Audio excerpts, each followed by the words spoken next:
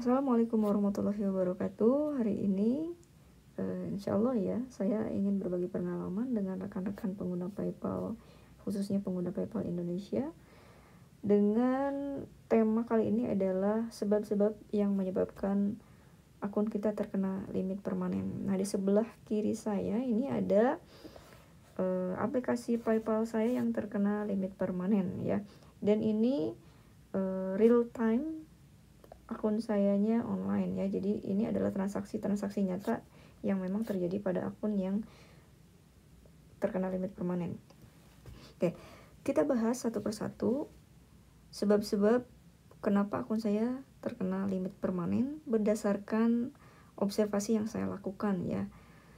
Yang pertama, penyebabnya adalah kita terlalu sering melakukan transaksi ya.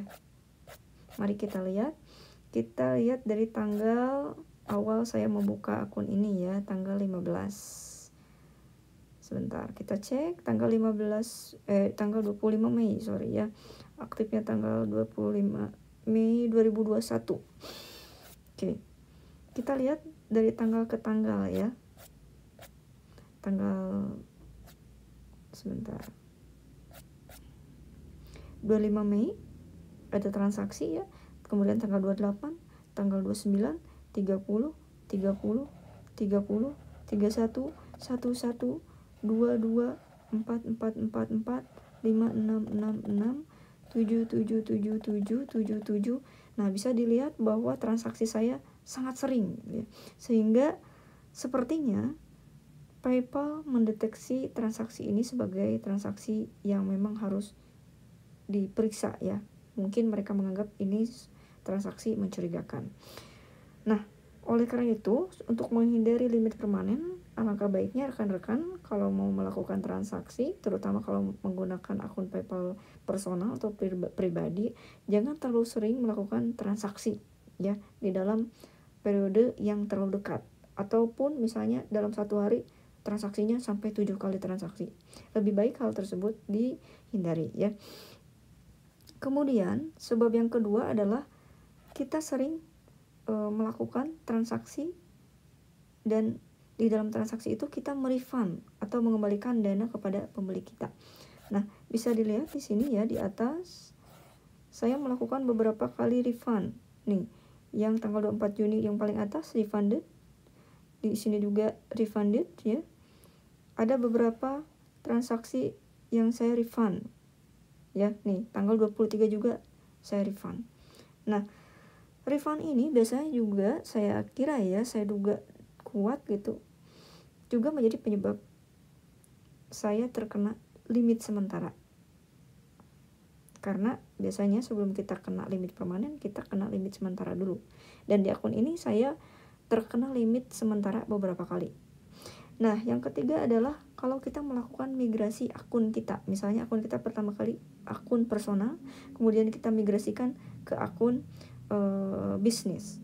Setelah itu kita kembalikan lagi ke akun personal. Ini yang saya lakukan di akun PayPal saya yang ini ya.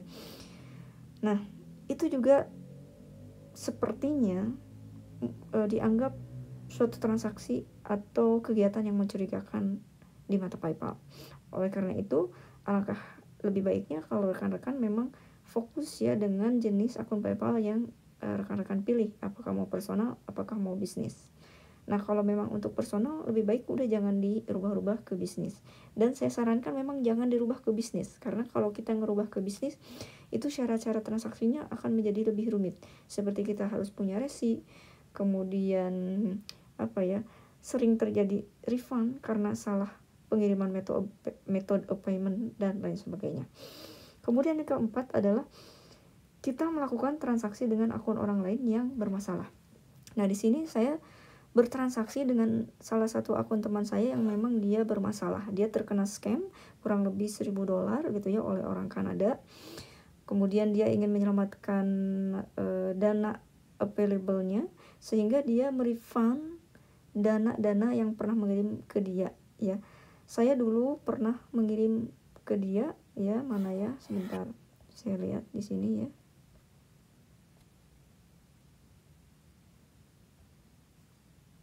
Nah, Di sini saya pernah mengirim ke dia tanggal 15 tuh sekitar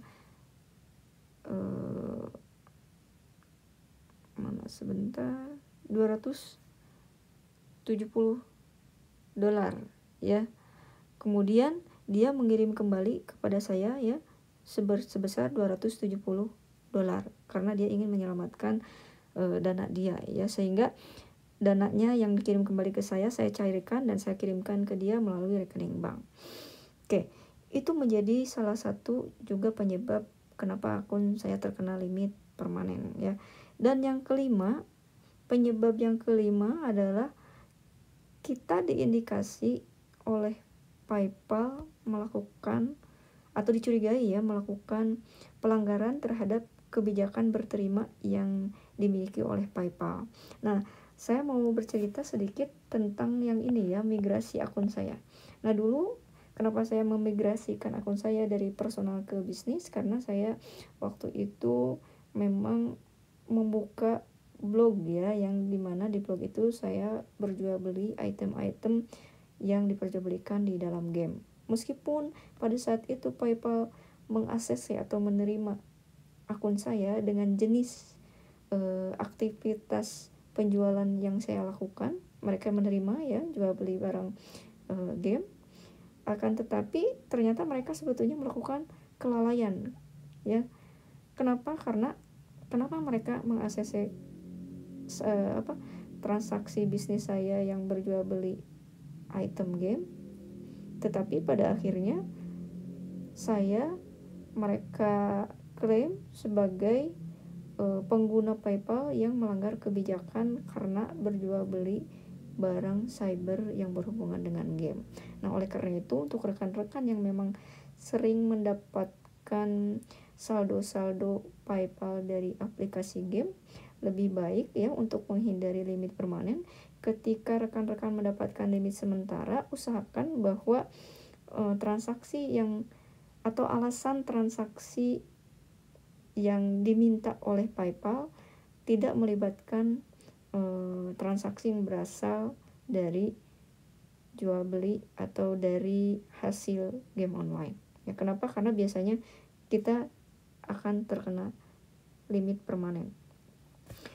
Nah, ini 5 sebab yang saya kira ya, saya duga kuat menjadi penyebab akun saya terkena limit permanen. Nah, untuk rekan-rekan mudah-mudahan bisa mengambil manfaatnya.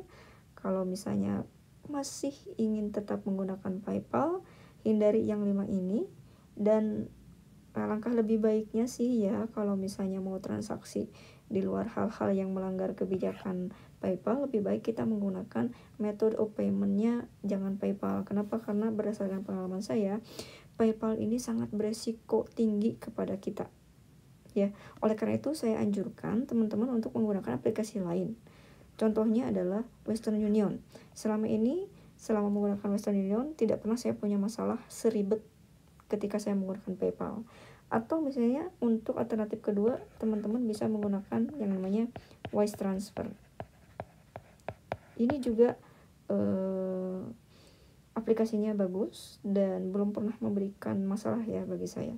Dan ini dua-duanya juga bisa real time, terkirim uangnya langsung ke dalam saldo rekening bank kita. Tidak usah menunggu, misalnya kan kalau di PayPal tidak bisa langsung ke rekening saldo kita yang di bank lokal, harus menunggu 2 atau 3 hari atau 4 hari bahkan lebih gitu ya. Tapi kalau menggunakan WU dan Wise, ini real time. Pada umumnya ya real time bisa sampai langsung ke akun bank kita. Oke.